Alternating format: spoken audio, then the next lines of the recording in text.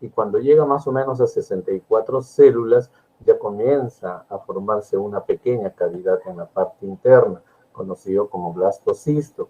Y después sigue avanzando en su proceso y más o menos el día 6 y medio se llega a la cavidad uterina y se implanta. A partir de ese momento se produce una serie de cambios, aparece el citotrofoblasto y el sinciciotrofoblasto y comienza a generarse la gonadotrofina coriónica. De tal forma que puede ser la gonadotrofina coriónica, puede ser detectada en sangre más o menos 3 a 4 días de haber producido la implantación. O sea, si hablamos que se implantó en el 7.º día, vamos a ponerle 3 días después, el día 10 al día 11, cuando uno hace una prueba de gonadotrofina coriónica en sangre, ya puede encontrar títulos aumentados. Entonces podemos hablar de que ya hay 10 o 15 unidades por mililitro o más, dependiendo si antes se produjo la... acuérdense que uno no sabe exactamente el día que se embaraza una mujer, pero sí conocemos la fecha de su última regla y en base a esa fecha de última regla hacemos los cálculos. Pero si nosotros siguiéramos milimétricamente cómo va el huevo ya fecundado, cómo se implanta al tercer día después de la implantación, cuando aparece el silicio y citotrofoblasto, comienza a producirse la gonadotrofina coriónica y ya vamos a ver que comienza a elevarse a partir del tercer a cuarto día de implantado. Estamos hablando del día 11, o sea, antes de que le venga su probable regla. Por eso es de que muchas chicas pueden sentir a veces ciertas molestias y piensan que pueden estar embarazadas y a veces sí están embarazadas o a veces solamente es un atraso. Muy bien, luego de esa introducción, aquí tenemos pues a un embrión casi fetito, ya si pasa las 8 semanas, acuérdense, feto. Si es debajo de las 8 semanas, embrión. Y aquí ya casi a término, 36 a 40 semanas. Entonces, ¿qué vamos a ver nosotros? Voy a poner a mayor aumento aquí.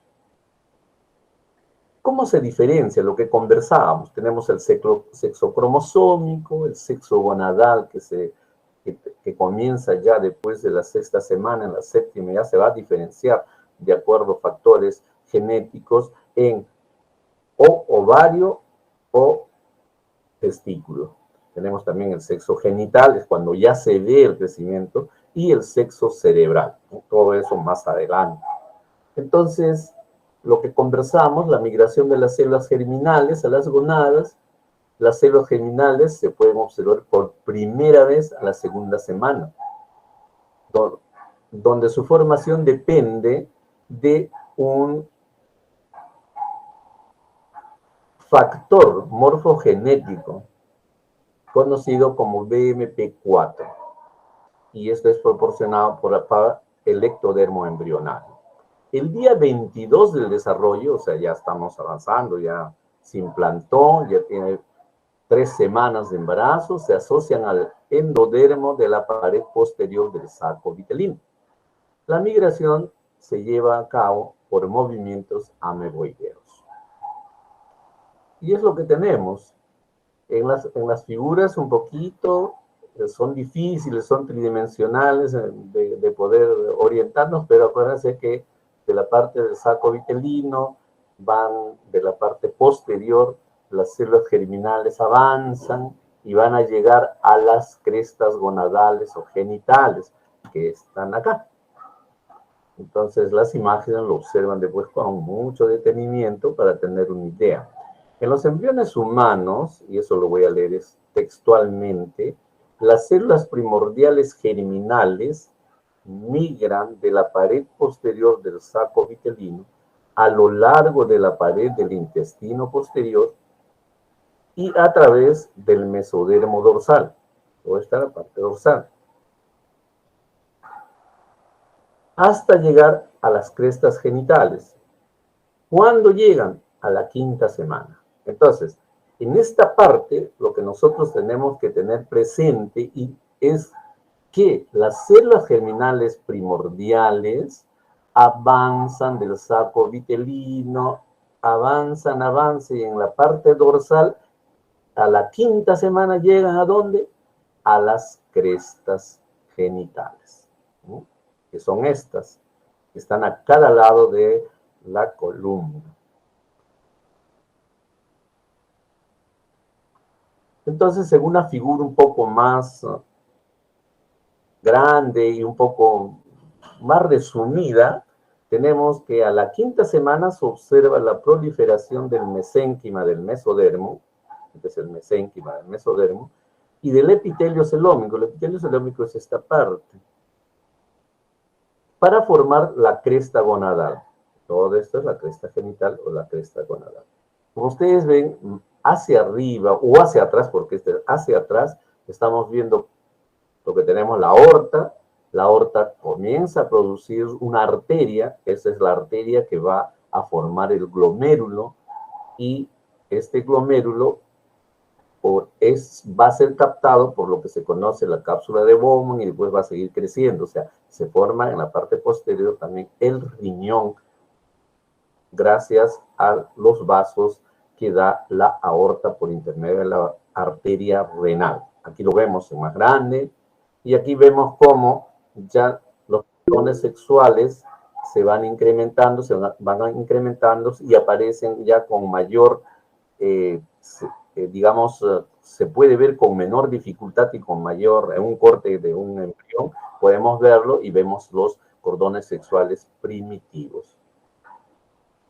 Entonces, una vez que llegan... Profesor, ¿sí? Disculpe, no está pasando las diapositivas. ¿Así? A Disculpe la ver. interrupción. Ningunas, entonces...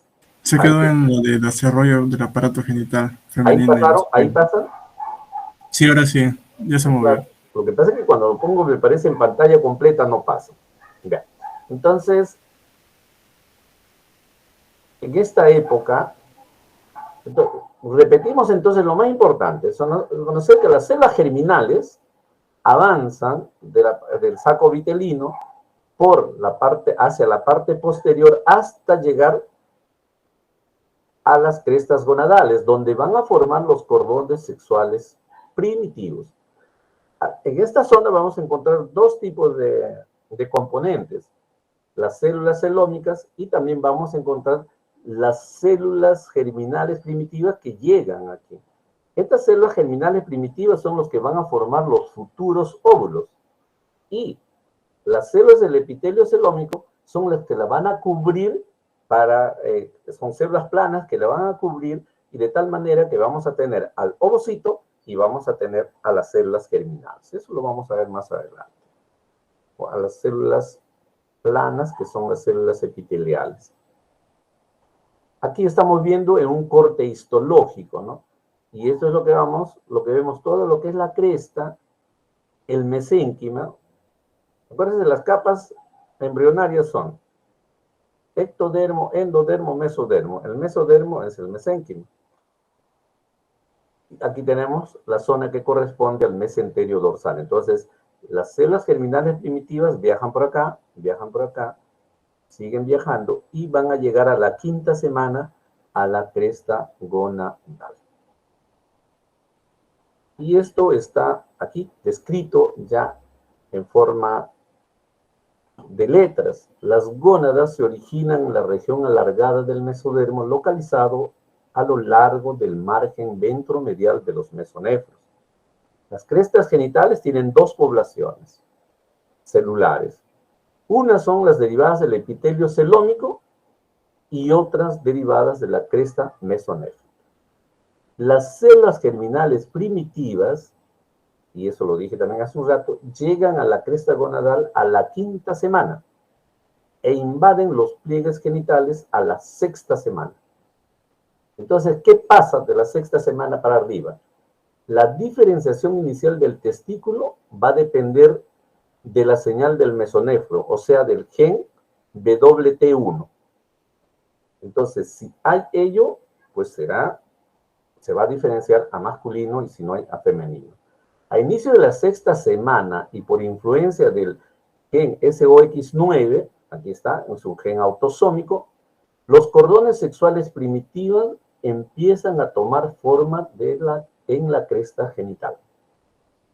Los precursores de la célula de Sertoli, las células de Sertoli son células que son masculinas, que se encuentran en la gónada y que estos van a comenzar, deben estar preparados para recibir al COX9 para la diferenciación testicular. Si no hay, o sea, si no hay estas células de Sertoli que están preparadas para recibir este gen, las células germinales entran en la meiosis y la gónada se diferencia a ovario.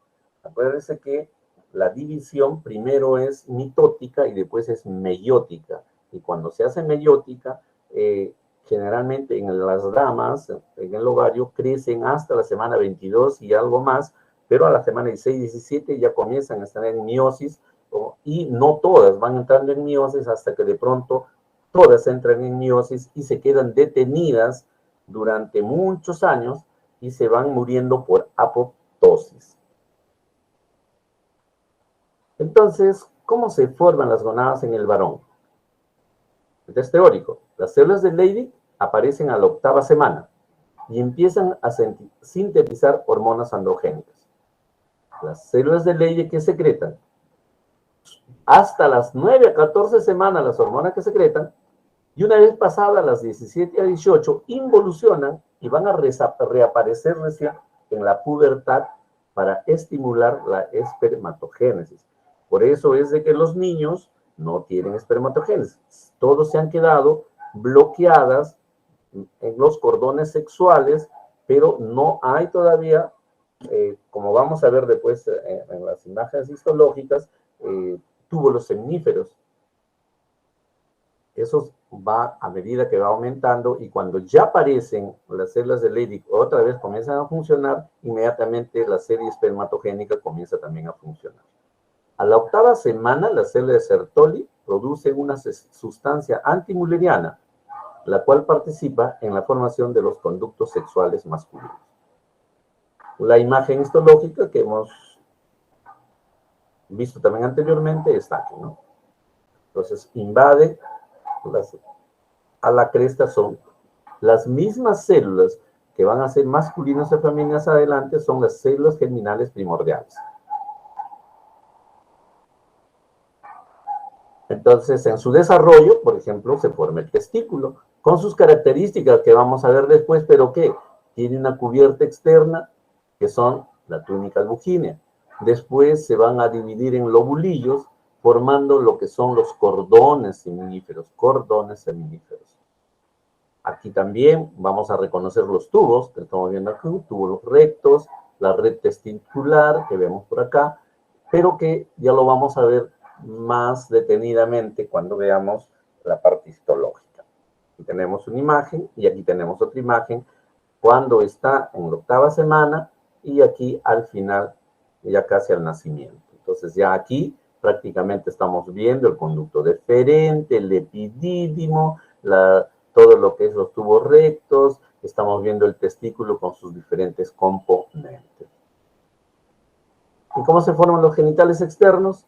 Se desarrollan a base de la influencia de los andrógenos secretados por los testículos fetales, que a nivel periférico se reduce a la dihidrotestosterona, que es muy importante. Entonces vamos a ver que el tubérculo genital va a formar lo que es el pene, la parte esta del seno urogenital se cierra y va a formar más adelante lo que es el cierre de la parte del pene, porque a veces quedan ligeras aberturas y hay que operarlo, y esto va a formar se va a cerrar y va a formar lo que es un pliegue, que es ano genital, que está aquí es el ano y la parte genital. A veces también hay problemas de tipo embriológico, falta de cierre, y esto hay que operarlos, ¿no? Entonces, así se forman los genitales externos masculinos. ¿Y qué pasa con la mujer? Muy parecido, pero en camino diferente.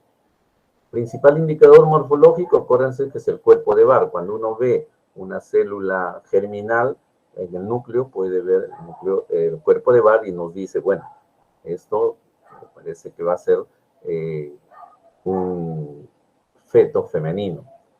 Cuando las células germinales entran al ovario, se concentran siempre en la región cortical.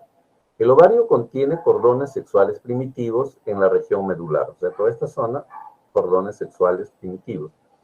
El epitelio celómico forma las células foliculares, o sea, las células germinales van a ser rodeadas por el epitelio celómico. Entonces, cuando tenemos nosotros esta célula germinal grande, que tiene su ovocito en la parte interna, y tiene células foliculares, en ese momento ya estamos hablando de ovogonias o, más adelante, folículos primordiales. Aquí está la formación de los ovarios, parecido a la de los testículos, pero que ya comienzan a diferenciarse, destruyéndose algunas estructuras y comenzando a crecer en la corteza. Por mitosis, las células germinales se van incrementando. Estas células germinales van a ser millones. Se dice que hay entre 5 a 7 millones entre los dos ovarios a la semana 22, 24. Y después van muriendo de forma tal que al nacimiento ya se tiene un par de millones y siguen muriendo, o sea, se van entrando a proceso atrésico y de apoptosis, de forma tal que cuando la mujer llega a la época de la primera menstruación, ya solamente tiene folículos primordiales en cantidades muy bajas, estamos hablando de 600.000, 400.000, 500.000. Y de ello va a depender cuánto tiempo le va a durar su menstruación, porque cada menstruación es una expresión externa de que han crecido muchos folículos primordiales, pasando a folículos primarios, secundarios, terciarios, han ovulado y en ese proceso hay menstruación. Pero en ese proceso de crecimiento hay muchos que crecen, uno solo llega a ser maduro y los otros se van desapareciendo por atresia. Entonces, esta es la característica. Aquí tenemos una figura más grande de cómo se va formando el ovario, ¿no?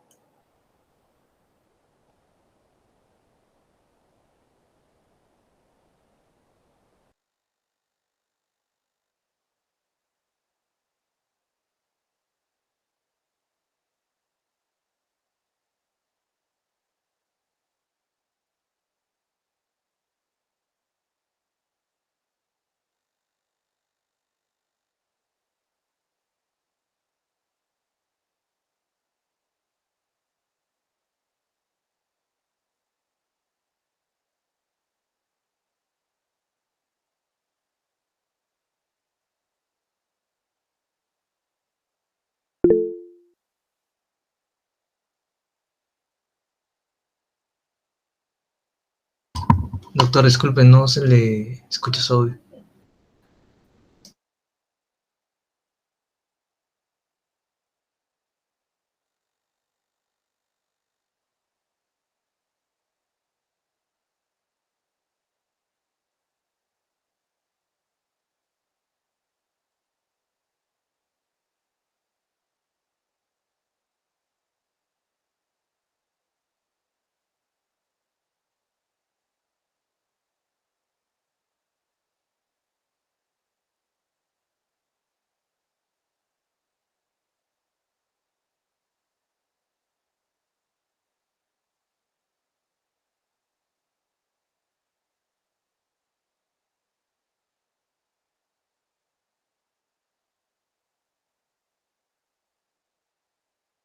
Ahí está.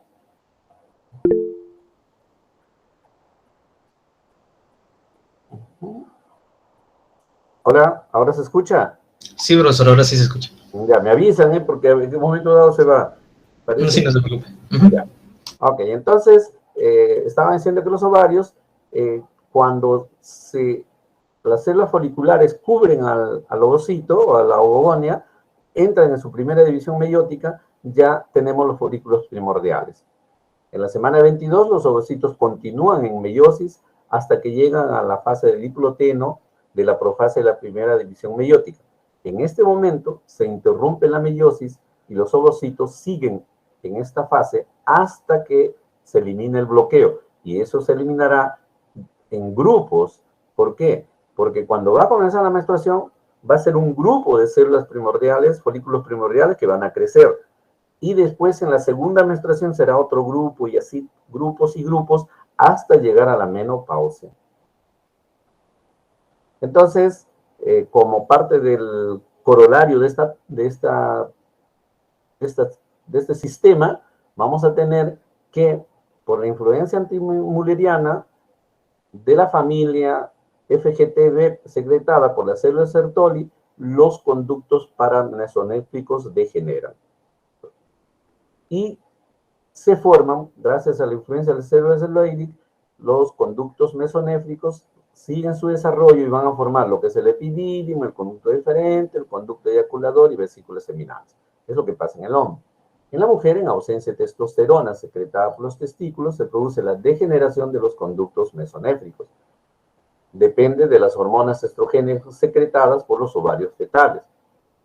La ausencia de hormona antimülleriana permite que los conductos paramesonéfricos sigan desarrollándose.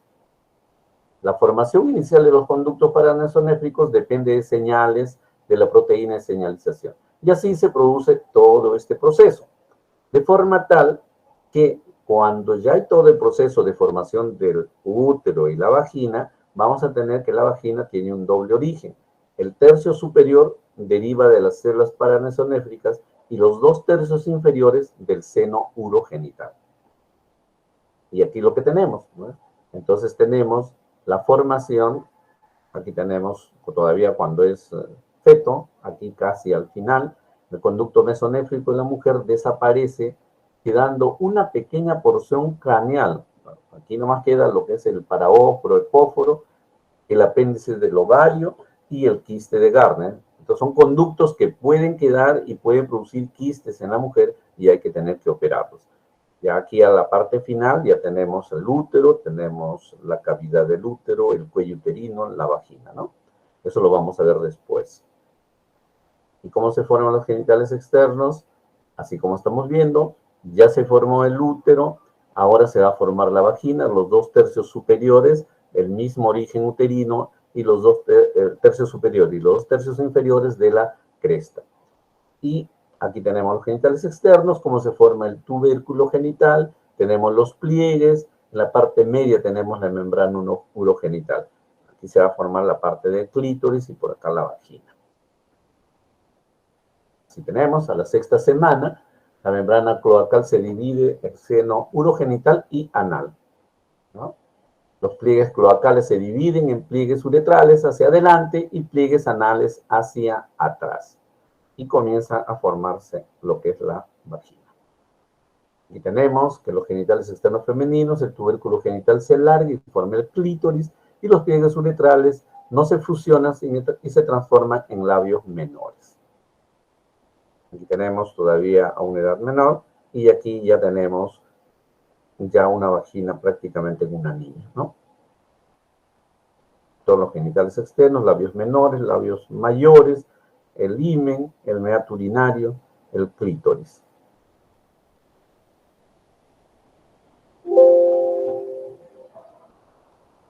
Muy bien, ¿alguna pregunta sobre esta parte? Esta parte hay que revisarlo un poco, pero tener como parámetros cosas que debemos recordar. Por ejemplo, ¿qué forma el tubérculo genital en el hombre y qué forma el tubérculo genital en la mujer? ¿Quién forma la vagina y quién forma el rafe medio en el hombre, ¿no? Por ejemplo, de esta lámina. Si voy a esta lámina, ¿quién participa en la formación de las trompas, del útero y de la parte superior de la vagina? ¿Y quién de la parte inferior? Si esta parte es solamente para reconocer algunas estructuras, prácticamente es un poco de lo que hablamos aquí. ¿Por qué se produce el sistema en la mujer y por qué en el varón? Entonces, si hay falta de esta hormona antimülleriana, será mujer, y si hay esta hormona, será varón. Entonces, los cambios van a aparecer más o menos a la 7ª semana. A la 5ª semana, acuérdense que llegan los ovocitos o las células germinales primordiales a la cresta, a la 5ª semana. De tal forma que a la sexta semana siguen creciendo, a la séptima semana la célula es indiferenciada todavía. En ese momento recién van a comenzar a cambiar gracias a la presencia o ausencia de la hormona antimülleriana. Eso hay que conocerlo siempre.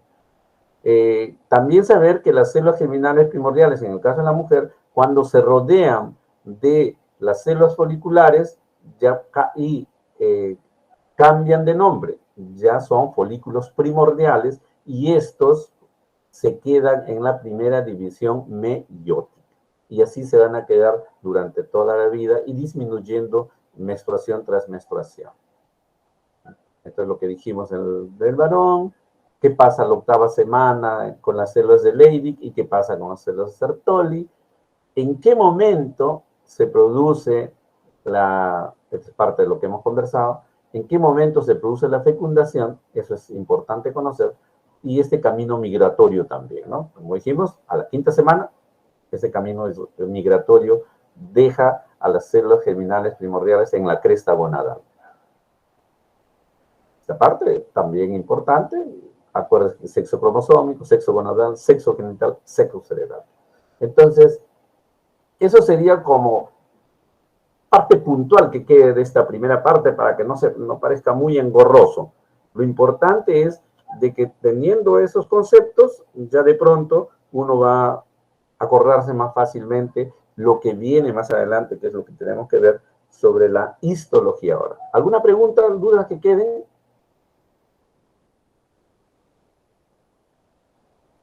Iba a mandar yo las PPT, pero son un poquito largas. De todas maneras, lo he partido así. Se los voy a remitir las PPT porque, bueno, ahora lo van a tener ya en video ustedes, pero a veces no sé si lo estará guardando el Drive durante buen tiempo. Creo que a los 20 días lo desaparece, algo así decían. Pero, de todas maneras, el Drive no lo mantiene por mucho tiempo. Les voy a mandar la primera, la segunda parte, y la tercera parte sí entra en Drive, pero voy a tratar de cortarlo en dos para que pueda uno enviarlo por correo para que lo tenga también. En lo que pasa que en la tercera parte yo he incrementado un poco de glándulas mamarias, un poco como concepto. Glándulas mamarias no entra para nosotros, pero es importante que sepa que existe la glándula mamaria, que es parte del aparato genital femenino. Muy bien. Entonces, ahora sí vamos al segundo tema.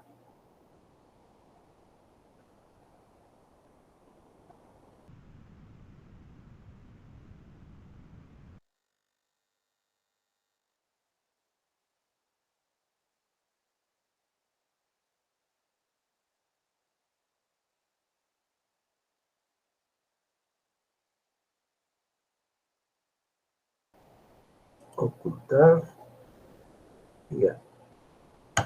Y ahí. Entonces, uy, lo malo que desaparece mi puntero cuando aquí aparece. Aquí aparece puntero láser. Ya. ¿Se está viendo el cuadro? Sí, doctor, sí se ve. Ya. Pero, ¿y cuando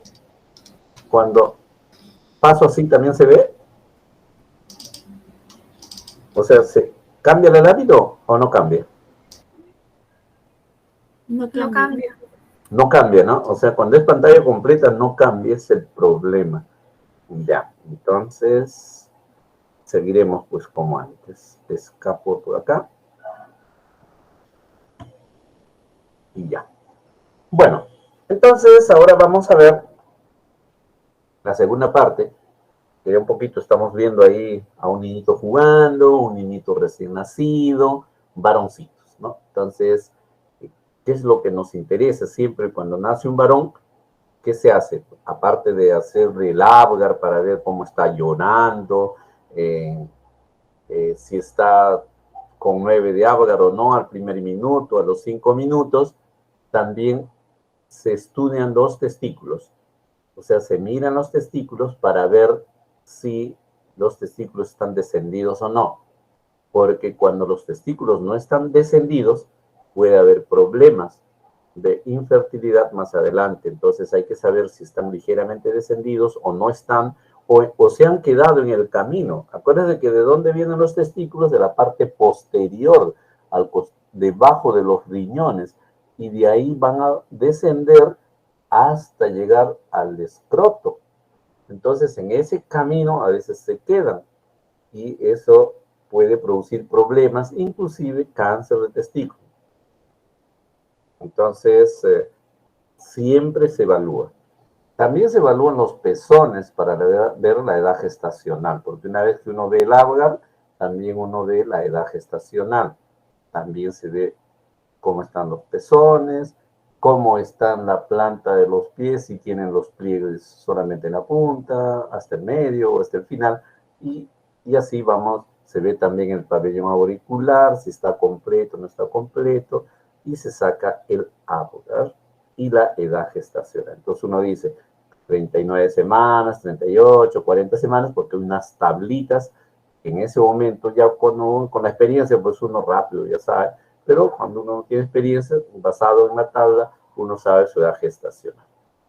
Muy bien, entonces, ¿qué es lo que vamos a ver? Un corte histológico, por ejemplo, de un feto de 9 semanas. Como vieron en los dibujos anteriores, vemos el testículo, estamos viendo la túnica albugínea, que es la túnica más externa, es tejido conectivo. No vemos otras características, pero vemos grupos celulares.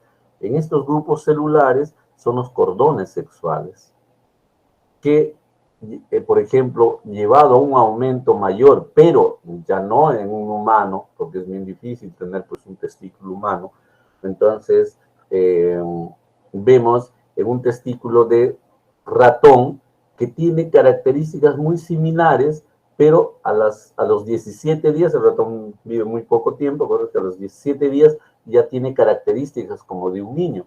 Entonces, mire, tenemos ya tubos seminíferos, prácticamente ya están formados los tubos, pero fundamentalmente el objetivo es ver las células de Sertoli, que están en S, aquí, ver las células de Leydig, que están en el intersticio, o sea, entre tubo, y también ver las células peritubulares, o sea, los que están alrededor del tubo, que son generalmente musculares. Y las células ya germinales, conocidos como gonocitos. Estas son las células germinales. Así lo vemos en el ratón. Pero en el humano, todavía lo estamos viendo los cordones, estamos viendo ya células algo grandes, ¿sí? Aquí vemos, todos estos son los gonocitos, ¿no? O células germinales, que después van a tener un nombre.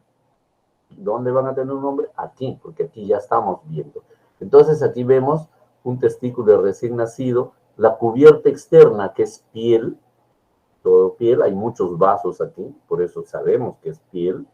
Después hay un tejido conectivo que está por acá, va a ser la túnica albugínea, que se va a diferenciar bien a medida que va creciendo el niño. Y aquí vamos a tener lo que van a ser ya los futuros tubos seminíferos, todavía en formación, pero ya están pareciéndose a un tubo, pero no tienen orificio interno, o sea, no tienen espacio interno. Aquí vemos, por ejemplo, un testículo de niño de 4 años. Estamos viendo cómo en la mayoría de las secciones que hay, vemos estas células grandes, son células germinales, ¿no? Las células más grandes, pero este es todo un grupo celular, no están unos al lado de otros, están generalmente en forma algo irregular, sostenido por la célula de Sertoli. Entonces, aquí fundamentalmente vemos estas células grandes, que son las espermatogonias, tanto claras como oscuras. Otra célula no vemos. ¿Por qué? Porque lo vamos a ver después recién, más adelante. Por ejemplo, en la pubertad, ya comenzó el estímulo de las células de Leydig, ya comenzó el estímulo para la célula de Sertoli, entonces ya comenzó el crecimiento, la diferenciación de las espermatogonias en espermatocitos 1, espermatocitos 2, y finalmente espermátides y estas a espermatozoides. Eso a medida ya que va llegando a la pubertad. Pero en principio, ¿qué vemos? la célula de Sertoli. ¿Por qué lo diferenciamos? Porque tiene un núcleo un nucleolo prominente, así un poco irregular. Este es el núcleo, todo este es el núcleo. La célula de Sertoli generalmente viene desde la parte basal hasta casi la luz. Sirve de sostén a todas las células espermatogénicas. ¿Qué más vemos aquí? El epitelio, ¿no? O sea, la membrana basal externa. Vemos células musculares. Entonces, siempre pegado a la parte basal vamos a tener las espermatogonias. Estas son las espermatogonias. Un poco más alejado, los espermatocitos 1, que son grandes, que tienen núcleos así con gránulos. En los espermatocitos 2 no se ven, pero sí se ven las espermátidas, que son chiquititas. Aquí vemos pequeños, núcleos pequeños o alargados. Y después podemos encontrar, dependiendo de la edad del niño, ya espermatozoides. Entonces, este es un corte del testículo. Todavía hasta ahí hemos hablado de niños. Entonces ahora ya vamos a un adulto y vamos a la parte anatómica, que debemos estudiar todo lo que es el aparato genital masculino. Eso es parte de la anatomía. Entonces tenemos conductos, tenemos los testículos, los conductos genitales intra y extratesticulares, tenemos el pene, las glándulas asociadas, vesícula seminal, próstata, glándulas de Cooper. Cada uno tiene características histológicas, pero lo que nos interesa es ahora el testículo. Si voy un poco rápido, me avisan, me hacen una pregunta. Lo que pasa es que como el tema es largo y somos muchos, a veces no podemos conversar como quisiéramos, pero si ustedes desean hacer una pregunta, háganlo y podemos conversar, o una duda que tengan, un poquito para matizar. Sabemos que es muy difícil cuando hay muchos estudiantes, sin embargo, una preguntita por ahí puede haber y estamos para resolverlo y conversar algunos de los temas que deseen. Anatómicamente, este es el testículo, con su conducto deferente que viene del epidídimo. Este es el epidídimo, la cabeza del epidídimo, el cuerpo del epidídimo y la cola del epidídimo. ¿De dónde nace el epidídimo? Del testículo. El testículo, estos lobulillos que tienen túbulos seminíferos de 2 a 4, terminan en esta zona conocida como mediastino y un conjunto de conductos conocidas como red de testis o red testicular. De ahí salen unos tubitos rectos que son conocidos como conductillos eferentes y van a formar lo que es la cabeza del epidídimo. ¿Dónde se hace la vasectomía?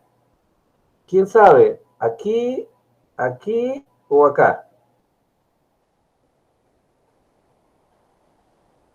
¿En 1, en 2 o en 3?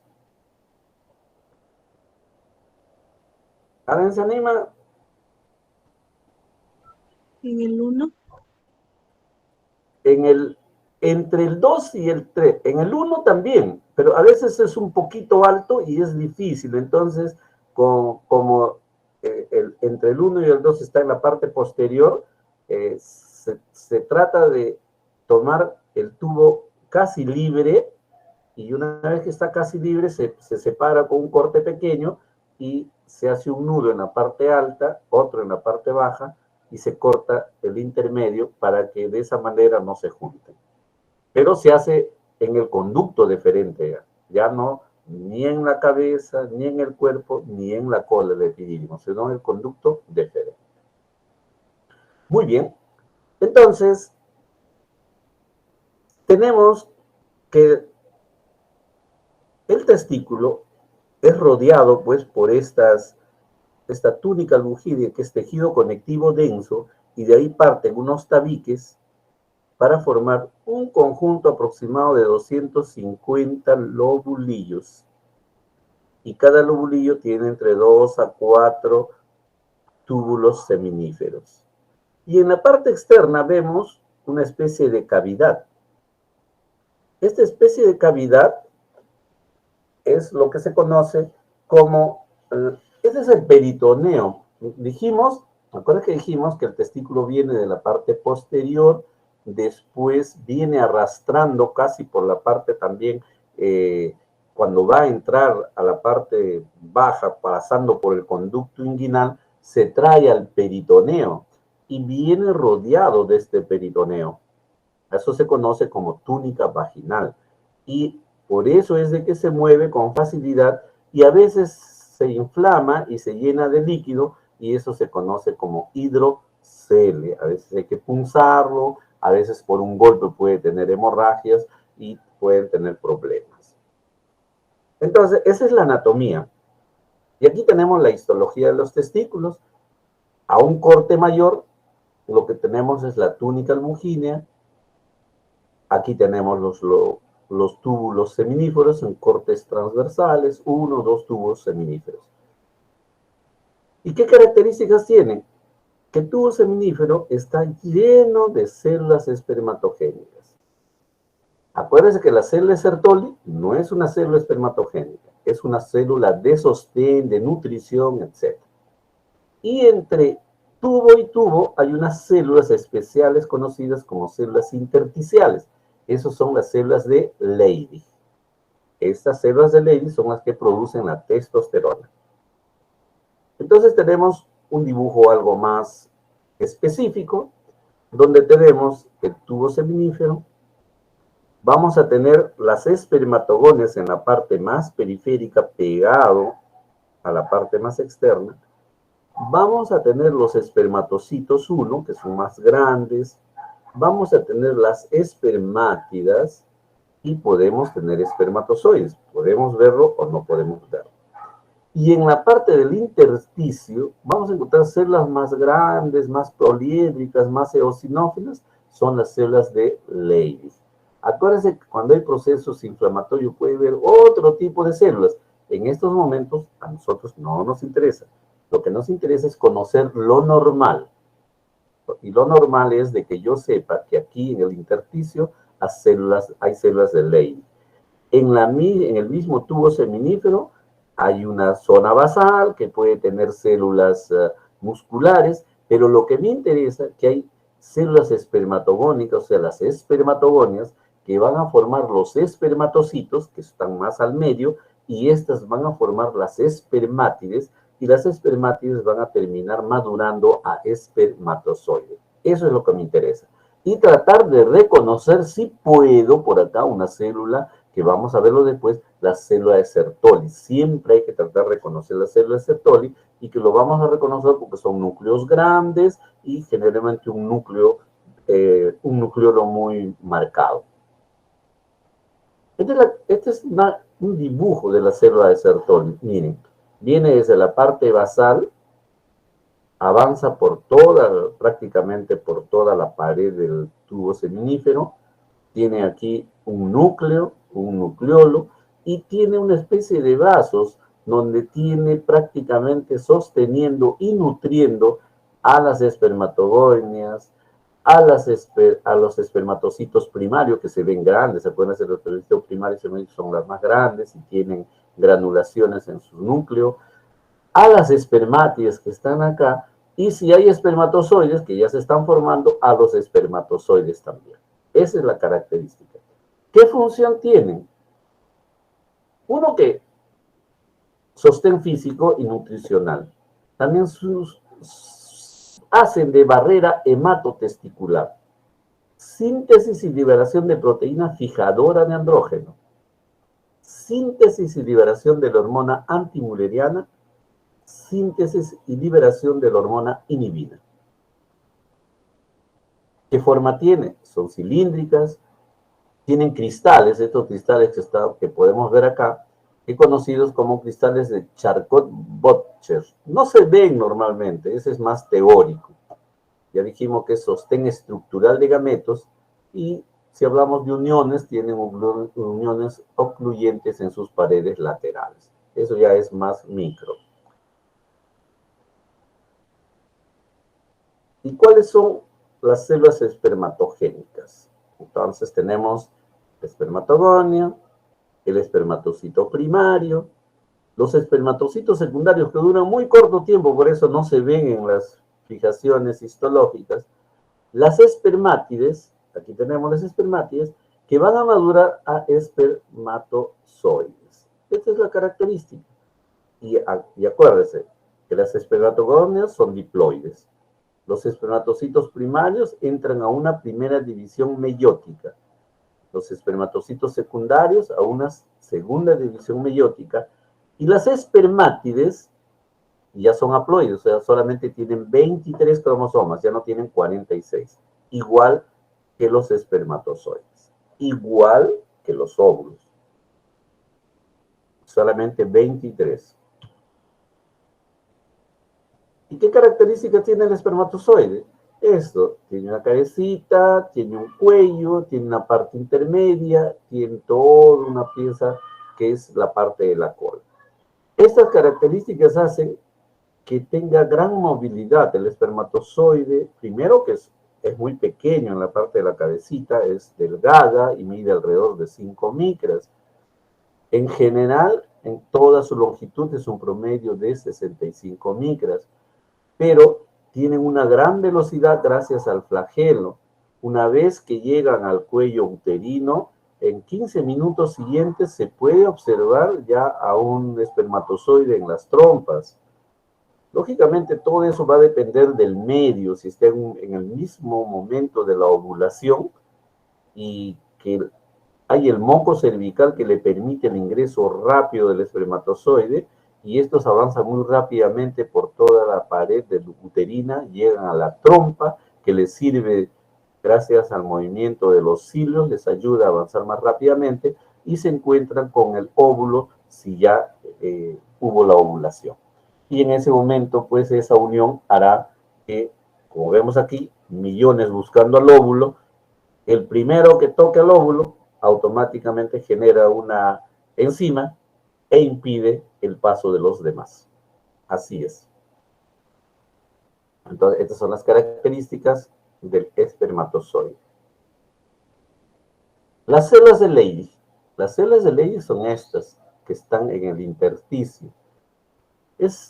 ¿Qué características? Son poliédricas, son eosinófilas, tienen inclusiones lipídicas, pigmento de lipofucsina, tiene cristales de Reinke, mucho retículo endoplásmico liso, o sea, toda célula que produce hormonas tiene bastante retículo endoplásmico liso. Y también tiene otras estructuras como crestas túbulo-vesiculares. ¿Qué secretan? Testosterona. Entonces, en el embrión hace que desarrollen las gónadas. En la pubertad inicia la espermatogénesis, la secreción de las glándulas sexuales anexas, el desarrollo de las características sexuales secundarias. En el adulto, mantenimiento de las espermatogénesis, las vías espermáticas, las glándulas sexuales y las características sexuales desarrolladas. Esa es la característica. Entonces, siempre cuando vemos un corte de testículo, vamos a tener que distinguir por lo menos 4 elementos importantes. Las células de Leydig en el intersticio, las espermatogonias, las espermátides, los espermatocitos primarios, los espermátidos. Si vemos espermatozoides, excelente. Y si podemos ver la célula de Sertoli, pues también la célula de Sertoli. Los conductos genitales, todas salen, como hemos dicho, del testículo, son túbulos rectos. Cuando termina el tubo seminífero, termina en unos tubulitos rectos y después estos entran a la red de testis. Entonces tenemos los túbulos rectos, la red de testis. Una vez que salen de la red de testis, tenemos los conductillos eferentes, que son estos conductillos eferentes. Tenemos el epidídimo, todo el conducto del epidídimo con sus diferentes componentes, y después tenemos el conducto deferente. Este conducto deferente va a llegar hasta, acuérdense, hasta la próstata, pero antes de ello tiene aquí una ampollita, tiene el conducto eyaculador y llega a la parte posterior de la próstata. Esa es la característica y esa es anatómica. Pero la característica histológica es de que los tubos rectos son cortitos, conducen los espermatozoides hacia la red testicular. Aquí vamos a encontrar muchas células de Sertoli. Su epitelio es cúbico, simple, y las células de sostén presentan microvellosidades y un flagelo único. Esto es más microscópico. Lo que debemos saber es de que tiene células cúbicas y que hay muchas células de Sertoli. La red testicular, o sea, la red de testis, es una relación compleja de conductos interconectados situados en el mediastino del testículo. El epitelio es simple, de células cúbicas con microvellosidades y un único flagelo. Acuérdense que de ahí, poquito a poquito, ya se van pareciendo al epidídimo. El epidídimo tiene un epitelio, estos tienen epitelio cúbico, el epidídimo tiene un epitelio cilíndrico hasta pseudoestratificado con estereocilios. Y ese es un flagelo grande, ese es estereocilios. Entonces tenemos el epidídimo, ¿no? En su parte basal, muchas células, y aquí como tenemos el aparato de Golgi, y aquí tenemos el estereocilio. Entonces, ¿qué hace el epidídimo? Es teórico, reciben los conductillos eferentes. Se divide en cabeza, cuerpo y cola. Los espermatozoides maduran en su paso por el epidídimo. Efectivamente, los espermatozoides van ganando movilidad a medida que van avanzando, cuando salen del testículo. Entonces también tiene un factor discapacitante asociado con la superficie. Produce glicerofosfocolina, ácido siálico, glucoproteínas. Tiene un epitelio ciliado, que estos son los cilios, que se conoce como estereocilios. También hay células basales, conocido como células madre. ¿Podemos encontrar linfocitos? Sí, podemos encontrar. Casi en muchas partes del organismo, siempre el linfocito, acuérdense que es una célula de defensa que lo vamos a tener en muchos lugares. También que presenta músculo liso. En las tres capas, en la cola, el músculo liso en cabeza y cuerpo se contrae espontáneamente. El músculo liso en la cola requiere estímulo simpático para su contracción. Estas son características fisiológicas que después explican cómo el espermatozoide puede ser transportado en un momento de una eyaculación. A mayor aumento, esto es un corte de un tubo del epidídimo y que ven las mismas características, pero se ven mejor los estereocilios, se ven bien aquí.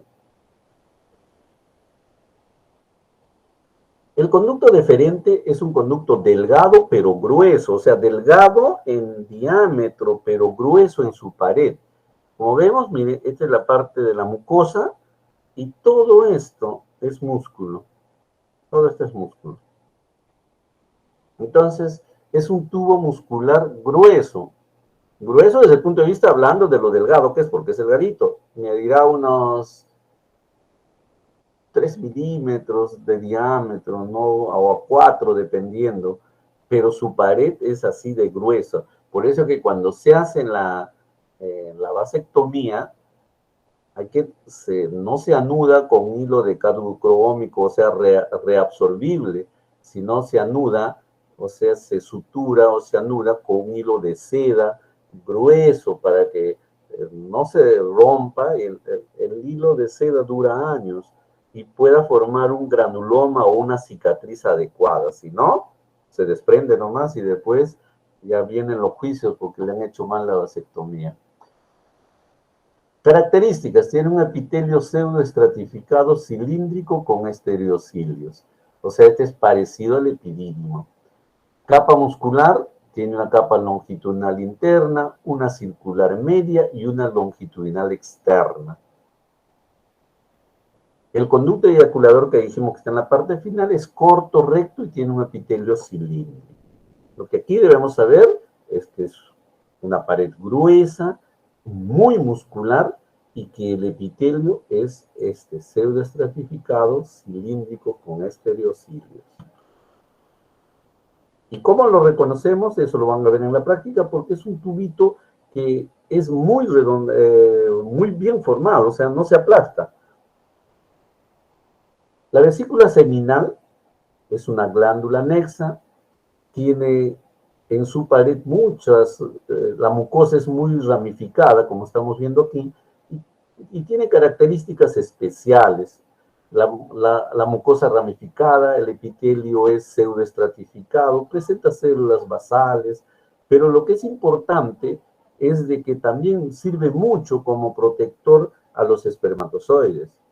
Ya está, esto generalmente está a cada lado de la vejiga en la parte posterior. Aquí tenemos la vesícula seminal, a mayor aumento como es la mucosa, y que secreta una sustancia rica en fructosa. Este es un sustrato metabólico para los espermatozoides, o sea, juega un rol importante en la capacidad de darle movilidad a los espermatozoides. También produce prostaglandinas, aminoácidos y ácido ascórbico.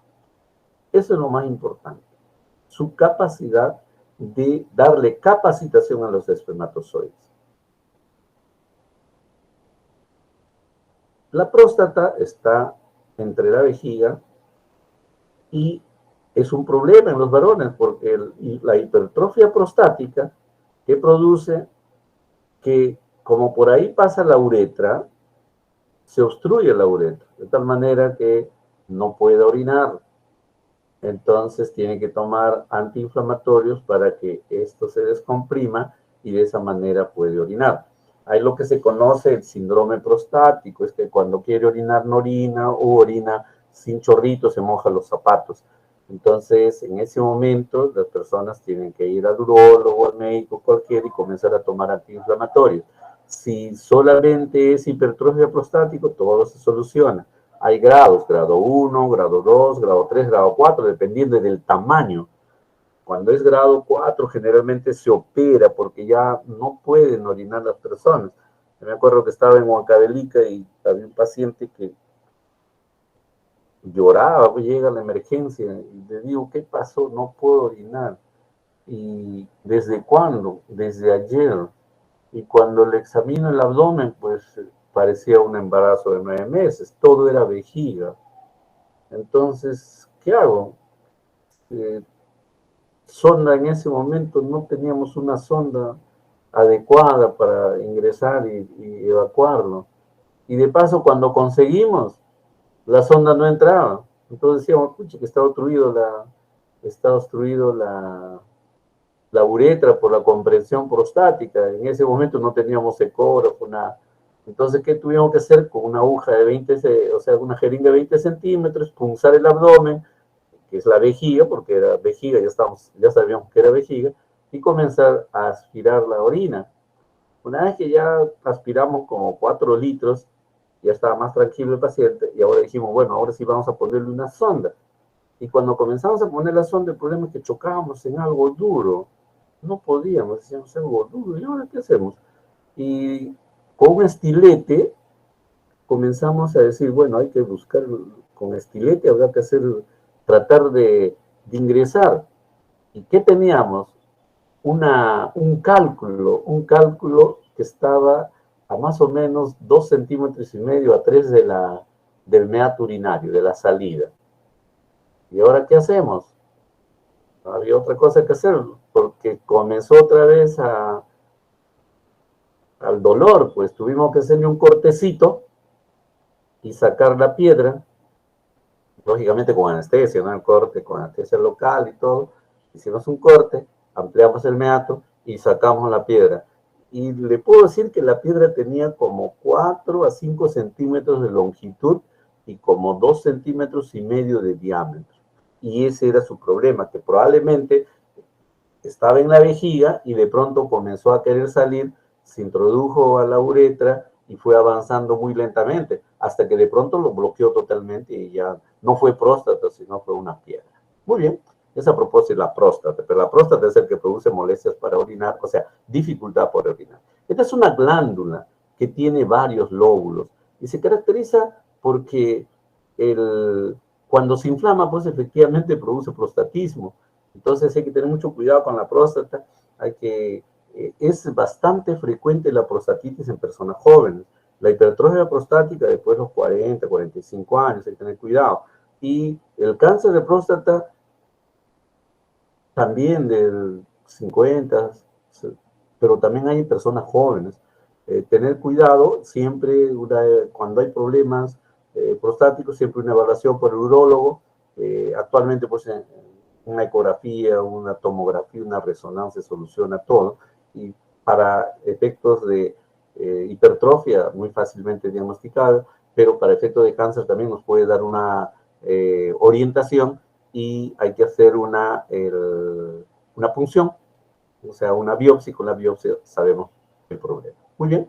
Entonces, una glándula tubio-alveolar compuesta, tiene una mucosa, su mucosa, y las glándulas principales. ¿Qué epitelio tiene? Pseudoestratificado cilíndrico. ¿Qué característica? Estas cositas de aquí. Cuerpos amiláceos, que son glucoproteínas calcificadas. ¿No? Esa es la característica. Al costado de ellos vamos a encontrar las válvulas, las glándulas bulboretrales o de Cooper, que presentan un moco transparente. Y otro órgano que tenemos es el pene. El pene, acuérdense que cumple dos funciones. Uno, sirve para la micción y también sirve como órgano copulador, porque por ahí, por la misma uretra, vienen los espermatozoides. Entonces, un excretor de orina es un órgano copulador, tiene estas estructuras internas. La piel en la parte externa, hay dos estructuras internas, uno que son juntos, que son los cuerpos cavernosos, y otro que está debajo, que es el cuerpo esponjoso. Por el cuerpo esponjoso pasa la uretra. ¿Ya? Entonces, cuerpos cavernosos, cuerpo esponjoso, rodeado por túnica albuginea. Entonces, tiene tres columnas, hemos dicho, dos cuerpos cavernosos, un cuerpo esponjoso. El tejido eréctil, ¿por qué? Porque en la parte interna de estas cavidades se llena de sangre y de esa manera se produce la erección.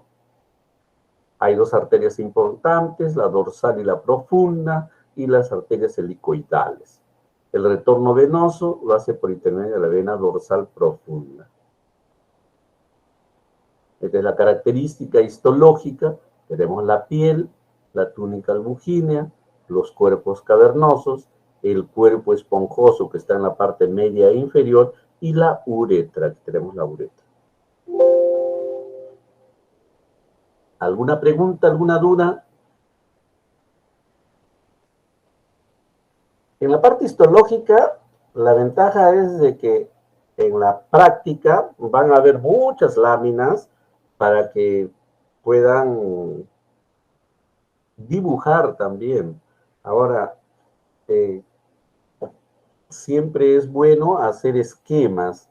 Los esquemas ayudan mucho a retener los conceptos. Yo leo la teoría me da un concepto, voy dibujando, voy escribiendo y hago mi cuadro sinóptico, etcétera, me ayuda, ¿no? Entonces, más en estas ciencias básicas, siempre las ciencias básicas son muchos conceptos hay que aprender y a veces uno llega a decir, ¡ah, qué tedioso es esto!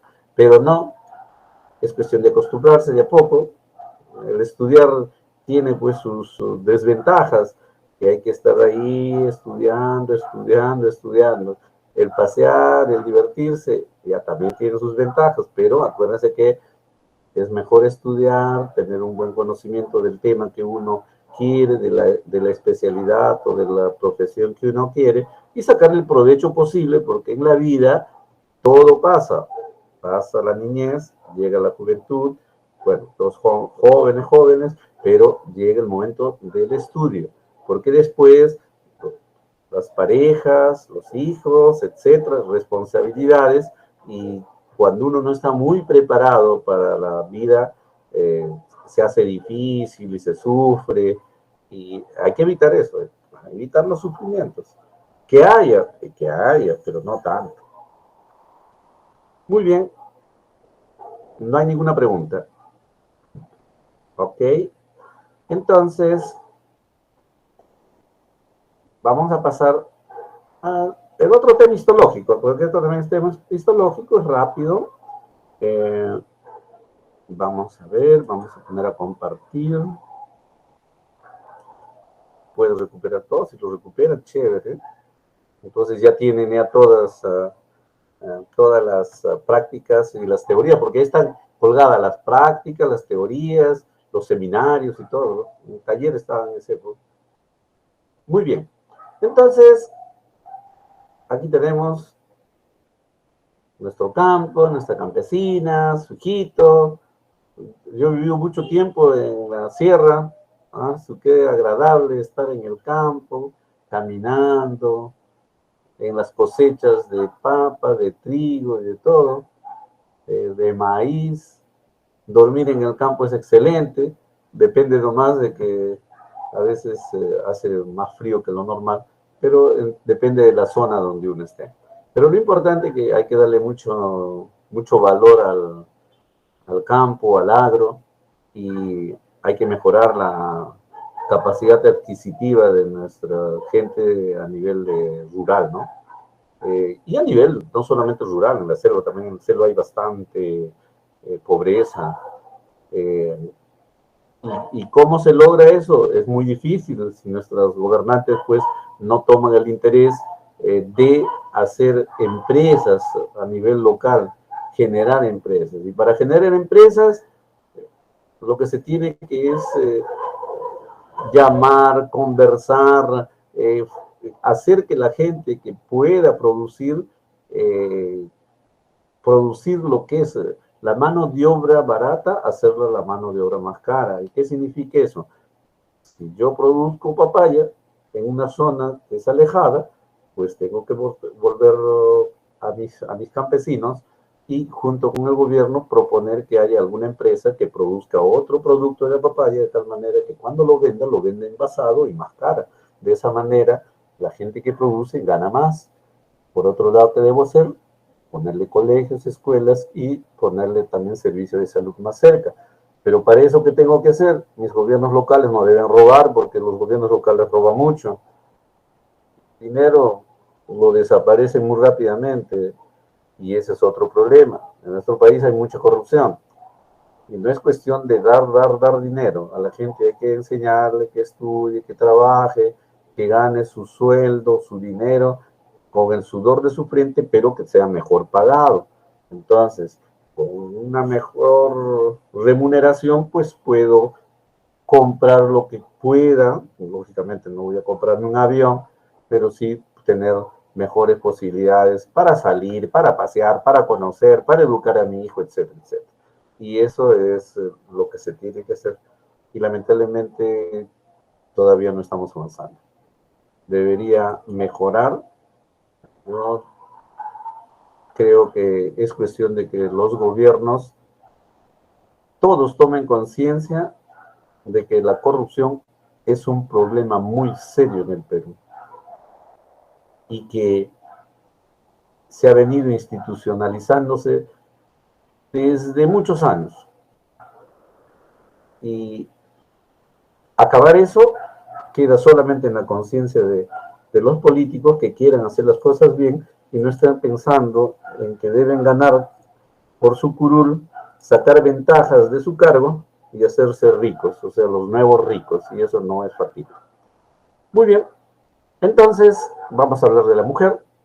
Y cuando hablamos de la mujer, hablamos de sus órganos internos, de sus órganos externos, sus glándulas mamarias. Por eso no lo saqué del resumen de hoy, que va a ser muy rápido. Adentro, en la parte interna, en la pelvis, tenemos el útero, la trompa, los ovarios, y el útero está en posición ligeramente de anteversión apoyado sobre la vejiga. En la parte posterior va a estar el recto. Y debajo del útero está la vagina, que va a llegar a la parte externa, ¿no? Si uno ve una toma de una fotografía luego en una cesárea, dentro de una cesárea, estamos viendo cómo el ovario se ve así con diversas cicatrices y aquí es un ovario que ha ovulado hace un tiempo y mantiene todavía una cicatriz, porque esta señora fue operada de cesárea, o sea, significa que esta cicatriz tiene como 9 meses o 10 meses, porque es una cicatriz todavía que no ha terminado de hacerse pequeña. Esta es la trompa, estas son las fimbrias. Estos que vemos aquí son los vasos sanguíneos. ¿Qué características tiene el ovario? El ovario está lleno de folículos en diferentes, estamos hablando ya de la pubertad para arriba, en diversas fases de crecimiento, donde abundan los folículos primordiales, o sea, estos pequeñitos que tienen células planas a su alrededor, o sea, tiene un ovocito rodeado de células planas, y estos ya hay millones, y después habrán miles.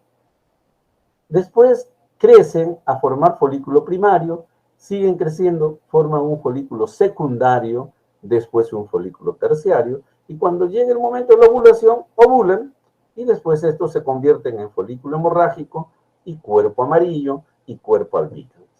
Esa es la característica. ¿Y dónde están estas células? En la corteza. Entonces, el ovario tiene una corteza y una médula, y tiene un hilio. Por el hilio entran arterias y salen venas, y salen también linfáticos, y por aquí también entran los nervios, ¿se acuerdan? Entonces, este es un dibujo clásico donde nos muestra todo. ¿Y qué vamos a ver entonces? Las características de un folículo primordial. Si lo veo a la derecha, esa es la característica, y digo, el folículo primordial, ¿qué tiene? Un ovocito con su núcleo, su nucleolo. Está rodeado por células planas. Ahí ya reconocí, este es un folículo primordial. Entonces voy al microscopio y digo, uy, sí, este es folículo primordial, este es folículo primordial. Aquí no veo núcleo porque por el corte pasó por otro lado. Aquí sí veo núcleo, aquí está el núcleo, pero es un folículo primordial. Aquí también es un folículo primordial. O sea, en la parte cerca a la corteza, debajo de la túnica albugínea, todo lo que vamos a ver va a ser folículos primordiales. Entonces, en teoría, en el ovario predominan los folículos primordiales. En el estadio inicial del desarrollo folicular, es el estadio inicial, porque de ahí va a comenzar a crecer. Acuérdense que dijimos desde el punto embriológico que el folículo primordial a las 22, 23 semanas, y de ahí siempre va a sobrevivir hasta cuando ya termine la menopausia. Cuando ya no hay ovulación, no va a haber folículos primordiales. Pero al inicio hay millones y después van disminuyendo. Aparece en lesión, acuérdense, en el tercer mes del desarrollo fetal, dijimos más o menos entre 16 y 18 hasta las 22 semanas, y presentan un ovocito primario redondo de unos 30 micras de diámetro, gran núcleo, a esto se refiere, núcleo claro, vesiculoso, excéntrico, y uno o dos nucleolos. Los nucleolos están en la parte media, que este es un nucleolo, por ejemplo, uno o dos, rodeado de células foliculares planas. Entonces, esa es mi definición, y así voy a reconocer a los folículos primordiales. En cambio, los folículos primarios ya comenzaron a crecer. Las células foliculares ya son cúbicas, ya no son planas. Entonces, en este momento ya es folículo primario. Y si tiene una sola capa, folículo primario unilaminar. Si tiene dos capas, bilaminar. Y si tiene más, multilaminar. Pero ¿qué comienza a aparecer aquí?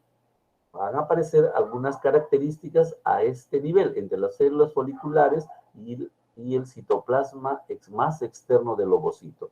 Y aquí, como dijimos, es el núcleo con su nucleolo. Entonces, en la pubertad, el folículo estimulante estimula los folículos.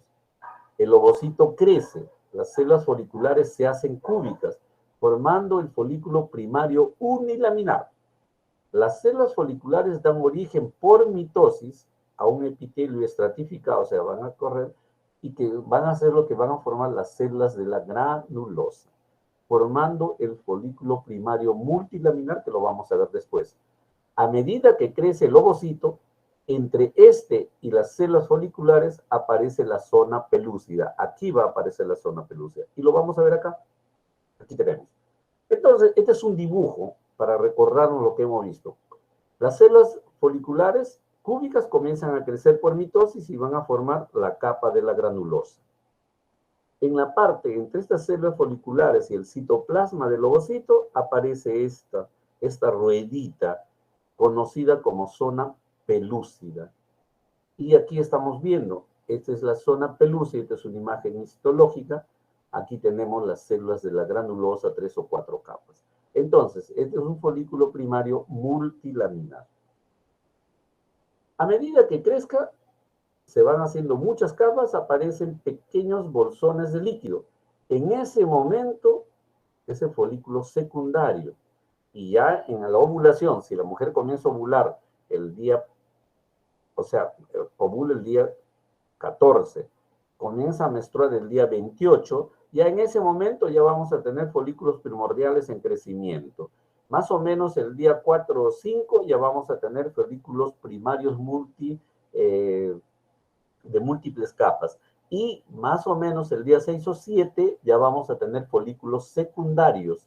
Y a partir de ese momento, el folículo secundario seleccionado, ya uno nomás va a seguir creciendo para llegar al folículo de Graf. Acuérdense que un solo óvulo llega hasta folículo de Graf y de ahí ovula. Entonces, el folículo secundario presenta un antro rico en ácido hialurónico. Presenta entre 6 a 12 capas. El ovocito ha crecido hasta esto, o sea, esto ha seguido creciendo, pero no más de 125 micras. El folículo que medía más o menos 200 micras de diámetro, o sea, 0.2 de diámetro, continúa creciendo hasta más o menos 10 milímetros. En este momento ya tiene unos 10 milímetros. El estrato granuloso forma el cúmulo bóforo y las células que rodean el ovocito forman la corona radiada. Eso lo vamos a ver un poquito más adelante, en esta lámina. ¿Ves?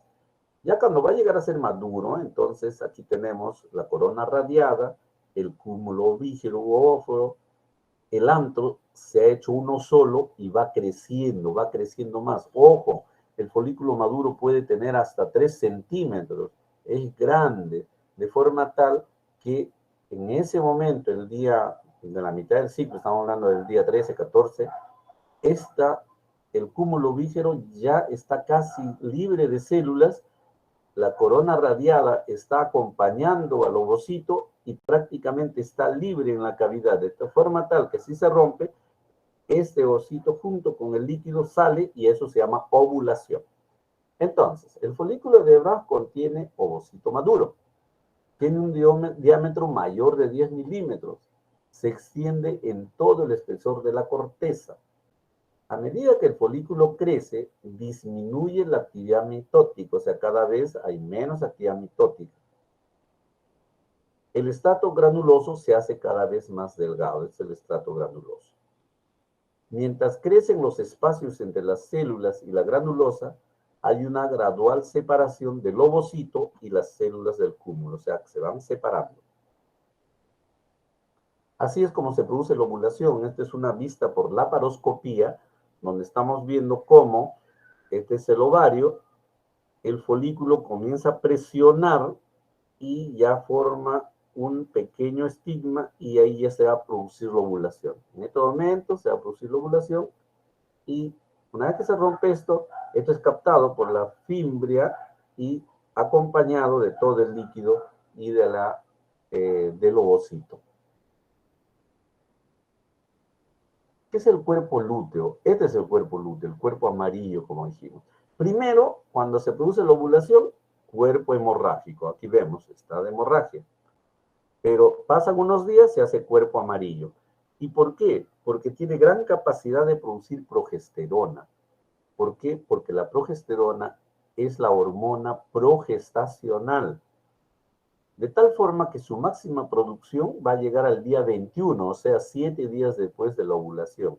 Si al 7º día después de la ovulación no hay implantación, inmediatamente se produce un proceso de atrofia, comienza a desaparecer y va a formar el cuerpo lúteo o cuerpo blanco. Esa es la característica. El folículo colapsado, entonces ya esta es la parte teórica, sufre la reorganización a cuerpo lúteo después de la ovulación. Presenta células de la teca y células de la granulosa. Al principio se forma el cuerpo hemorrágico. Las células de la granulosa y de la teca aumentan de tamaño y se llenan de inclusiones lipídicas. Y estas inclusiones lipídicas es la que le dan este color amarillento. Entonces, cuando uno ve histológicamente, y eso lo vamos a hacer en la práctica, tenemos dos tipos celulares. Unas pequeñitas, que son células de la teca, y otras muy grandes, que son las células de la granulosa. Entonces, una estructura que va a ser la encargada de llevar al óvulo ya fecundado hacia el útero es la trompa. La trompa es una estructura que tiene una mucosa que cada vez es mayor a medida que se acerca hacia la parte externa. Tiene 4 componentes: infundíbulo, ampolla, istmo e intersticio.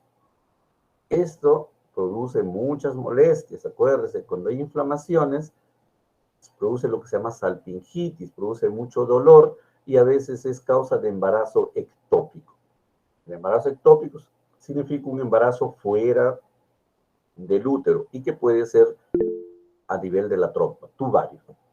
Entonces hemos dicho que presenta 4 segmentos que son importantes, pero en este segmento es donde se produce generalmente la fecundación. El infundíbulo en la parte más distal está pegado al ovario y tiene esta forma de manos, de dedos, que son los que van a captar al óvulo en el momento de la fecundación. Histológicamente lo vemos así, en un corte transversal estamos viendo toda la zona de la mucosa y todo esto es la capa muscular. A mayor aumento, la mucosa y la capa muscular. A mucho mayor aumento, estamos viendo la mucosa con su epitelio cilíndrico y muchas células ciliadas. O sea, tiene 2 tipos de células, secretoras y ciliadas. Y este es el útero. Este es el útero después de una operación que hicimos por una miomectomía. Este es un mioma, pero no podíamos salvar este útero porque estaba muy pegado, entonces ya la paciente ya tenía su edad también y presentaba mucho sangrado y tuvimos que sacarle el útero. Y esto nos sirve para ver el cuerpo del útero, el istmo, que está entre el cuerpo y el cuello uterino, y este es el cuello uterino. El cuello uterino es así, más claro, porque tiene mucho tejido conectivo. En cambio, el cuerpo es más rojo. ¿Por qué? Porque tiene mucho músculo. Después estamos viendo la trompa y los ovarios. Y aquí, este es el mioma. Entonces, la capa es la capa interna, que es el endometrio, la capa media, que es el miometrio, y la capa externa, esto que se ve así, es la serosa. El útero cambia prácticamente a nivel del istmo, de forma tal que el cuello, que se ve más claro, tejido conectivo denso, y tiene esa especie de arrugas que tienen nombres especiales, pero que ayudan, porque aquí el epitelio es de tipo cilíndrico. En el cuello, la parte externa es el epitelio de tipo plano. Entonces, esas son las capas del útero. ¿Cuál es su función? Recibe al huevo fecundado, provee su nidación y establece relaciones vasculares para el sostén del embrión.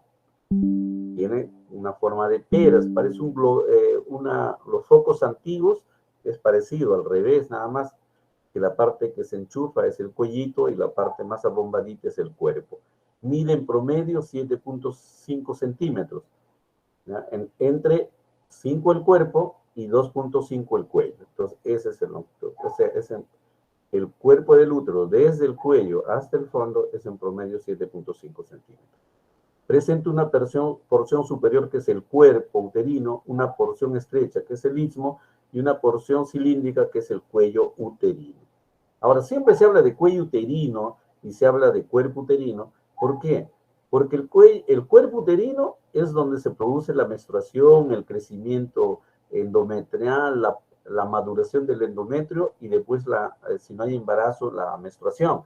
Y el cuello uterino no produce nada de eso. El cuello uterino produce una mucosa que también varía con el ciclo. Al principio esa mucosa es como un moco un poco espeso, lleno de sangre. Y cuando llega a la mitad del ciclo, generalmente esa mucosa es filante, parece chicle, bien transparente. Y cuando pasa la mitad del ciclo, o sea, pasó la ovulación, otra vez se hace un poco más rígida, más espesa, y finalmente se hace más dura. Entonces, ¿y cuál es su función? Cuando hay embarazo, es mantenerse cerrado para evitar que se produzca un aborto. Hay una enfermedad que se llama incompetencia cervical. Cuando hay incompetencia cervical, una mujer que está embarazada puede perder automáticamente su embarazo porque se sale, porque se dilata el cuello. Y la función del cuello es mantener cerradito hasta que los factores hormonales cerca del parto ya comienzan a dilatarlo y ablandarlo. Entonces, ¿qué es el endometrio proliferativo? Es que después de la menstruación el endometrio comienza a crecer. Y este endometrio comienza a crecer desde la parte basal. Hay muchas imágenes mitóticas. Al principio vemos que hay pocas glándulas y mucho tejido conectivo y células. Y esto es el momento proliferativo. Está creciendo el endometrio para más adelante madurar.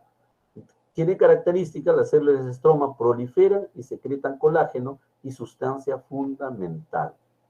En cambio, ¿qué pasa en la fase secretora? O sea, del día 14 para arriba, porque ya se produjo la ovulación, gracias a la hormona, en la anterior función mucho, hay gran cantidad de estrógenos. En esta hay gran cantidad de progesterona. Entonces, las glándulas se hacen más edematosas. Hay poco tejido ya entre ellos. Los vasos comienzan a llegar hasta la superficie, o sea, comienza a madurar esperando que venga el óvulo ya fecundado.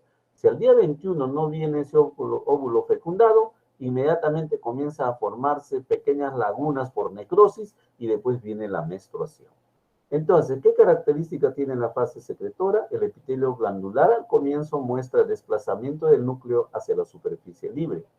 La glándula sigue creciendo, se hacen más tortuosas y al final desarrollan una marcada dilatación. Las arterias espirales crecen y retuercen hasta alcanzar la superficie. Hay hipertrofia de las células epiteliales, aumento de la vascularidad, edema endometrial y son raras las mitosis, hay muy poca mitosis. Las células del estroma se transforman en células deciduales, son grandes, pálidas y ricas en glucógeno. Y la fase menstrual, que es esta, no hay embarazo, comienzan a formarse estos hematomas y se desprende el endometrio con las glándulas, con la sangre y con los vasos y con todo. Entonces, y la sangre menstrual no coagula justamente porque permanece un tiempo en el útero. Los factores de coagulación se deterioran, o sea, son destruidos de tal forma que la menstruación no coagula, solo si hay hemorragia. Eso es diferente. Entonces, esa es la explicación acá. Este es el cuello uterino. Es importante conocer el cuello uterino porque el cáncer de cuello uterino todavía sigue siendo un problema muy serio en Perú. Primero, ahora está el cáncer de mama y segundo, el cáncer de cuello uterino. Entonces, el cuello uterino siempre hay que observarlo, hay que hacer el Papá Nicolau y hay que hacer los estudios necesarios para si uno ve imágenes sospechosas. Entonces, es un cuello uterino casi normal, una ligera inflamación y con el orificio en forma horizontal. Cuando es el orificio redondito, no ha tenido hijos. Cuando es horizontal, siempre ha tenido hijos por vía vaginal. Si ha sido por cesárea, siempre el orificio va a ser circular. Entonces dijimos que el istmo no cambia durante la menstruación y el cuello cambia de otra forma. Tiene dos tipos de epitelio. Un epitelio interno o interior, el endocervix, que es un epitelio simple cilíndrico. Y un epitelio externo, que es el exocervix, que es un epitelio plano, estratificado, no queratinizado. Esa es la característica. El cuello, este es el epitelio externo, plano poliestratificado, esta es la zona de transición y este es el epitelio interno. Cuando se obstruyen las glandulitas, estas se agrandan y forman lo que se conoce los quistes de Nabot, que se ve en los cuellos inflamados. En la gestación tiene un rol importante estas glándulas porque desde el inicio sirven de protección. Por eso que una mujer que está embarazada, si tiene muchos descensos, incomodidad, hay que hacerle su tratamiento. Y tenemos los embarazos en diversas edades. Aquí es un aborto espontáneo. Hay una cosa que siempre hay que tener en cuenta, es de que cuando se hace el Papa Nicolau y cuando hacen la lectura, siempre debe haber células endocervicales y células exocervicales. Este rojito de adentro es el endocervix, esto más nacarado es el exocervix. Y la unión entre endocervix y exocervix se ve, es notorio. Cuando esta unión es así, no es muy notoria, hay procesos inflamatorios y eso hay que tener que tratarlo. Así se ve histológicamente las células normales de una citología de un Papa Nicolau del cuello, y cuando ya son anormales se ven así, células muy grandes, con núcleos muy grandes, muchas mitosis, entonces ya estoy pensando en displasia o en cáncer. La vagina tiene el mismo epitelio exocervical, o sea, tiene un epitelio plano poliestratificado, tiene 4 capas. Una capa superficial, una capa intermedia, una capa parabasal y una capa basal. En relación a los genitales externos es importante saber porque aquí hay muchas inflamaciones.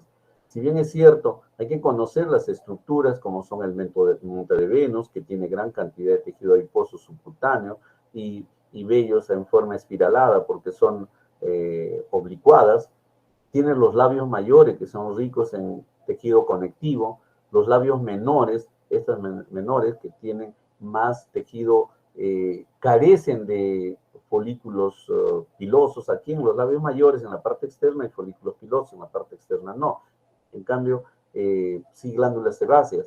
Los labios menores solamente presentan abundantes pigmentos de melanina y glándulas sebáceas, no hay glándulas pilosas, acuérdense. ¿No? El clítoris, que funciona como un órgano eréctil, el vestíbulo, que es la zona donde se encuentra la parte superior del himen, y ahí vamos a encontrar la uretra. Y también hay unas glándulas que producen muchas molestias, son las glándulas de Bartolino. Por eso la higiene es importante en la mujer, porque a veces a este nivel comienza a crecer unas glándulas y produce absceso de Bartolino, celulitis y mucho dolor. Nunca se nota porque es muy pequeñito, pero cuando se infecta se nota muy fuerte.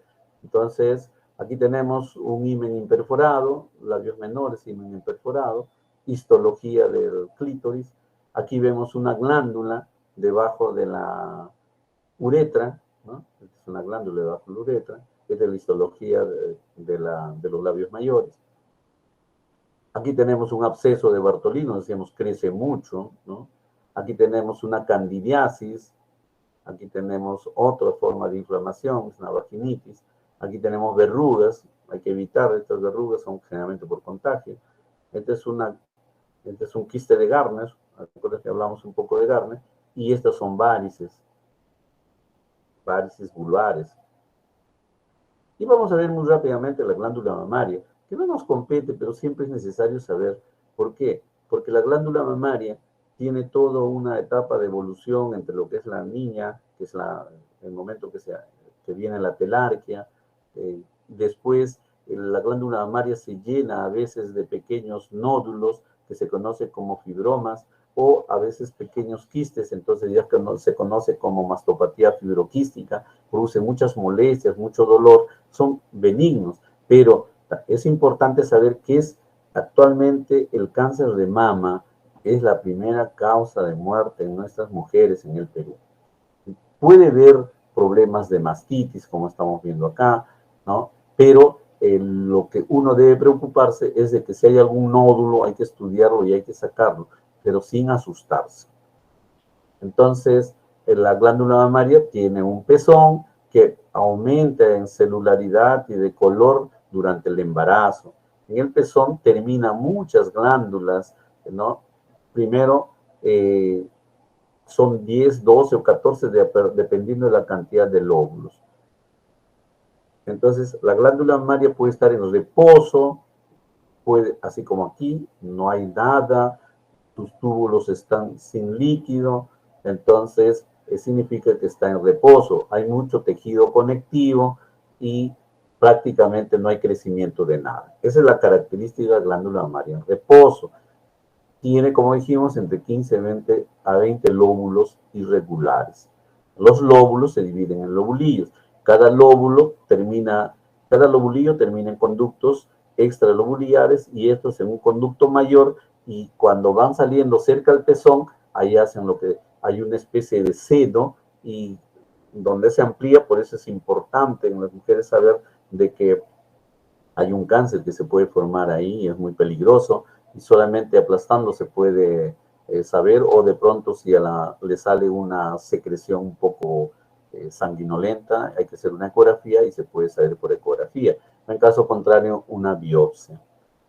Entonces tiene lóbulos, tiene lobulillos, tiene acinos. Acino es la unidad que forma la leche. Lo vamos a ver ahora en mayor aumento. La glándula mamaria en crecimiento, miren, ya comenzó a crecer en muchos lugares en forma diferente, pero ya están acumulando secreción láctea. Y los lobulillos ya han crecido y ha disminuido el tejido conectivo, muy poco tejido conectivo, y ya se nota muy bien el conducto entre los lobulillos y lóbulos. Y cuando ya está activa, o sea, glándula activa, significa que ya la mamá ya dio a luz y ya va a comenzar a lactar o está lactando, todos están generalmente llenos de leche. Acuérdense que la producción láctea puede llegar hasta 1200 centímetros cúbicos o más, si son gemelos, ¿no? Pero va a depender todo del estímulo mamario del bebé, la succión, que es importante. Y cuando la glándula mamaria por la edad comienza a involucionar, pues la grasa, el tejido graso es el que disminuye, y gracias también a la disminución de las hormonas, la grasa va desapareciendo y las glándulas se vuelven flácidas. Aquí tenemos glándulas mamarias supernumerarias, aquí pezón, pezón, pezón, pezón, pezón, que están en su lugar, pero también hay otras, y tenemos aquí glándulas, una glándula y otra glándula prácticamente en la axila. Aquí también en la axila son glándulas mamarias accesorias. Acuérdense que la leche es lo mejor que puede ofrecer la mamá, especialmente durante los primeros meses de vida, hasta los 6. Inclusive le sirve como método de planificación familiar. El calostro es importante entre los primeros días. ¿Por qué? Porque si bien es cierto es poco, pero lleva gran concentración de inmunoglobulina A y lactoferritina.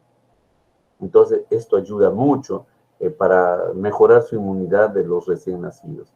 El volumen promedio de leche es de 700 a 900 en los primeros 6 primeros meses, pero esto va a variar mucho. Hay mujeres que tienen mucho más y hay mujeres que tienen muy poco y tienen que dar lactancia artificial. Muy bien, yo soy de Ancash, de manera que siempre tengo a mi huascarán ahí, que es muy bonito. Estuve en septiembre por allá, y bueno, esta es parte de mi familia, somos 4 nada más, yo, mi esposa y mis 2 hijas. Y esta es la bibliografía, también hay una bibliografía en el sílabus, de manera que puedan revisar.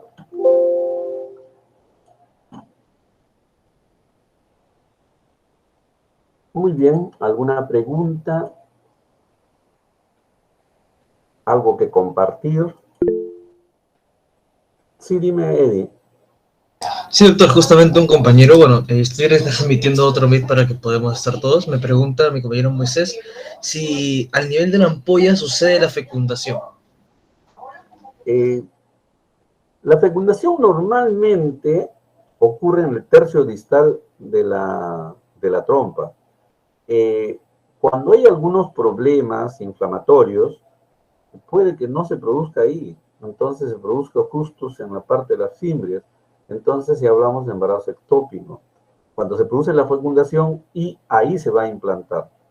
Pero el organismo, por más que hemos visto también en muchos procesos inflamatorios, tiene la gran capacidad de sortear, digamos, una vez que se juntó el óvulo espermatozoide, y mientras hayan células ciliadas, de llevar a este óvulo espermatozoide ya fecundado hasta la cavidad uterina, para que se produzca la implantación. Siempre el tercio externo. Más hacia adentro es las 10 primeras horas, son clave para después de la ovulación, es clave para la fecundación. Generalmente pasado ello ya el óvulo ha perdido esa capacidad de captar el espermatozoide. Muchas gracias, profesor. Ok, ¿alguna otra pregunta?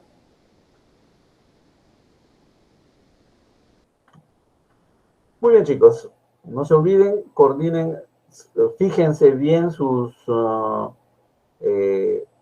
correos, porque yo creo que ya todos los colegas deben haberlos programado en el calendar, y los que por X motivo han querido adelantar o un poco atrasar la práctica, probablemente se han comunicado con ustedes para conversar. En caso contrario, todos van a tener su práctica mañana a partir de las 8 de la mañana.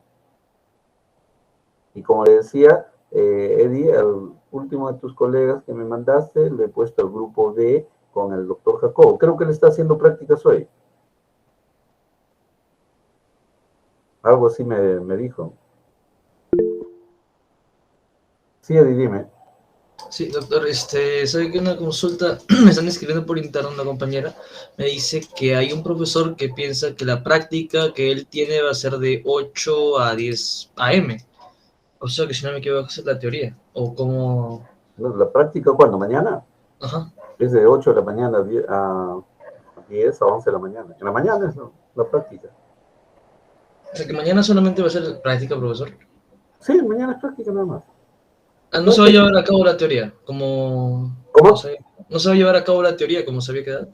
No, pues, porque no ves que eso es cuando estemos en la presencialidad, porque no podemos tener tantos alumnos en la teoría, porque nuestra aula es muy, si bien es cierto, aparentemente grande, pero no tan grande. Entonces, por eso lo dividimos en dos. Cuando nosotros estemos presencial, el grupo A hace la teoría, el grupo B está haciendo la práctica. Cuando salgamos, el grupo A va a hacer la práctica y el grupo B entra a la teoría, a la misma teoría. Ok, Cuando no le estemos comprendo. presencial, sí. No, pero es claro, y de forma virtual, yo lo había entendido que el viernes, o sea, por hoy solamente iba a ser una clase de introducción, y el día de mañana se iba a llevar la teoría ciertas horas y la práctica ciertas horas. No. Solo la práctica mañana. Solo práctica. Por esa semana. Por esta semana, y me parece que por estas 2 semanas que vienen, porque como te dije, he estado yo en Vaquero, y no creo que terminen la próxima semana, me parece que van a terminar en la tercera semana. Ya la cuarta semana ya estamos presencial, ya trabajando en Vaquero. Ok, doctor, entonces solamente se va a llevar a cabo seminarios los días sábados, esas semanitas. Prácticas y seminarios, mientras estemos en la virtualidad. ¿Sí? Ok, doctor, hay una compañera que quiere... Dime, Solange. Buenas noches, doctor. Una consulta, o sea, de acá hasta la próxima semana que se aperture Paqueros, los días viernes vamos a tener nuestras clases teóricas y los días sábados nuestras prácticas y seminarios. Así es, sí, yo, está el tema del seminario.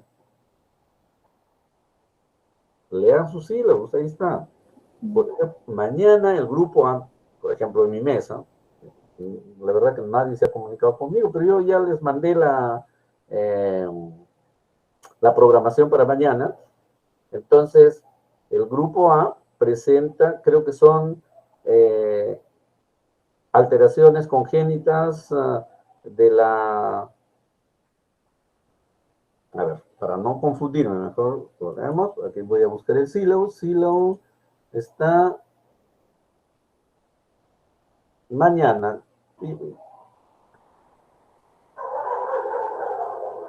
Es semana 1. Es trastornos del estado o del desarrollo sexual. Y les he mandado para que vean algunos enlaces, 2 enlaces o un enlace para que vean ahí, para que se orienten y puedan buscar otros enlaces en la revista Cielo o alguna otra revista para que puedan complementar. Entonces mañana el seminario es trastornos del desarrollo sexual. ¿Y cuánto tiempo va a ser por cada grupo? ¿Cuántas diapositivas? ¿Cuánto tiempo va a ser por cada grupo? ¿Algún número de... Que presente todo el grupo, trabajo colaborativo, todo el grupo, aunque sea 2 palabras, pero todo el grupo. Porque el grupo A presenta y el grupo B pregunta. La próxima semana el grupo B presenta y el grupo A pregunta. Y después que acabemos seminario, nos reuniremos por cada uno la práctica, con nuestro docente encargado. No, la práctica va a ser conjunta. Ya les he explicado, ya le he dicho a Eddie. La práctica es conjunta. De 8 a 10 de la mañana haremos práctica y de 10 a 11 de la mañana hacemos seminario. Depende cómo es la dinámica de la práctica. La práctica son más o menos un promedio de 10 láminas. Mañana es práctica de masculino. La siguiente semana es práctica de femenino, me parece que es así. Entonces, se ve las 10 láminas, se le da un tiempo para que estudien, se le toma una evaluación y después se va al seminario. El seminario es una presentación también rápida del tema que han leído, que se han puesto de acuerdo. Si tienen tiempo esta mañana, lo presentan en PPT y después viene la pregunta y el profesor les puede hacer algunas preguntas también dependiendo de que si se equivocaron, no se equivocaron, si todo está bien, excelente, excelente.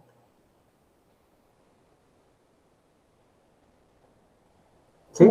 Disculpe, doctor, el horario que también está en el sílabo, ese horario se queda, ¿verdad? Porque ¿Cómo? el horario que figura en el sílabo es el horario que se va a quedar, porque nos informaron que las clases solamente iban a ser hasta las 12, pero visualizo que va a haber... Ya les he dicho a todos, mientras estemos en la virtualidad vamos a trabajar así. Cuando estemos en presencial, o sea, el sílabo está hecho para presencial. Lo que pasa es que al final hubo problemas. Nosotros tampoco sabíamos que faltando unas 2 semanas que comiencen las clases y comienzan a destruirnos vaqueros. ¿Me entienden? Porque nosotros hemos hecho nuestro sílabo para presencial, pero 2 semanas antes nos destruyen vaquero y todavía siguen destruyendo. Ahora, bueno, están armando lo que han destruido, pero como le digo, yo creo que 2 semanas van a terminar esto y ya ahí estaremos en la presencialidad. En la presencialidad ya están los grupos, grupo A y grupo B. El grupo A hace la práctica de 8 a 10, el grupo B o de 8 a 10, 8 a 11 creo que está ahí, el grupo B hace de 11 para arriba y la teoría es al revés, de tal manera que se pueda cumplir, se va a repetir la clase y se pueda cumplir con la cantidad de alumnos, pues son bastantes alumnos y creo que ha habido dificultades porque se pidió el auditorio de la biblioteca y el doctor Jacob, pero creo que no le aceptaron. Sí, Leonardo. Buenas tardes, buenas noches, doctor. Disculpe, mi consulta es si es que algún profesor asignado al grupo puede cambiar la dinámica de la práctica. Es de cada uno. Se puede cambiarlo, pero se cumple, al final se cumple lo mismo. Puede cambiarlo, pero se cumple lo mismo. Sí, es que le menciono porque mi profesor asignado es el doctor Ricardo Jacobo, y me mencionó que mi bloque, el mío es el 2B, iba a hacer también presentación de